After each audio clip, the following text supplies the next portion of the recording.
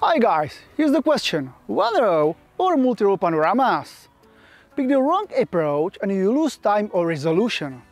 Here is how I decide between one-row and multi-row in seconds, and how I shoot it so the stage is clean.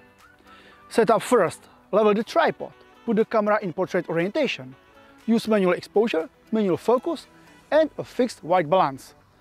Turn off image stabilization in both the camera and the lens when you are on a tripod. Use a 2-second self-timer or a remote to prevent camera shake. Aim for, let's say, 25% horizontal overlap. For multi-row, at 25 or 30% vertical overlap. When do I choose one row? If the entire composition fits cleanly in a single row of portrait frames, I stick with one row for speed. If it's for web or social use, or the sky is changing fast, or the foreground is moving, one row is safer. If the foreground is very close and I'm not using a nodal rail, parallax gets ugly. I step back to increase the camera to foreground distance, simplify the foreground and still shoot a single row. How I shoot one row? I pan against the motion in the scene to avoid visible repeats and stitching artifacts. If clouds are moving from left to right, I pan from right to left. If waves move the other way, I pan the opposite direction.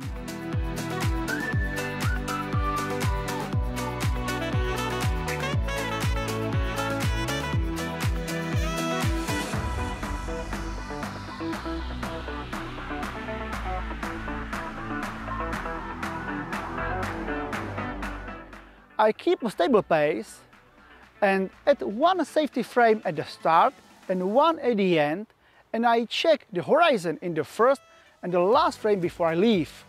When I go multi-row, if the scene is too tall for one row, or I want large prints or heavy crops, I switch to multi-row and often use a slightly longer focal length for detail. A simple rule: if you are shooting more than 5 frames side by side, add a second row, otherwise the result will be a narrow strip with wasted resolution. Shooting order that works. Start with the row where conditions change the fastest. At night, begin with the sky, means top row, because if clouds arrive, the sky closes and the stars are gone.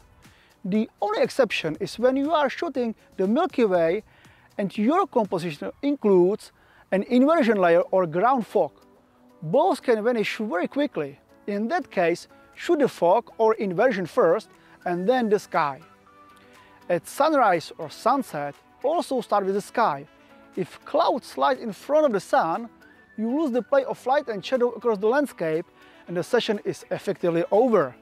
In wind, still start with the sky, but raise ISO and shorten the shutter to reduce the risk of tripod shake across the whole panorama.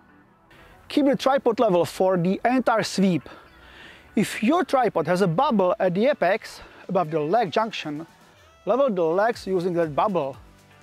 But never use the head's bubble. If you don't have a bubble or leveling base, do the leveling by eye with the live view level on. Rotate left and right and tweak the legs until the horizon stays level across the sweep. It's slow, but it's necessary.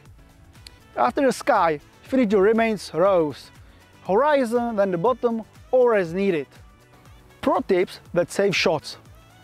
Do a 5-second coverage check. Sweep the viewfinder or live view once across the scene to confirm your start and end and avoid gaps.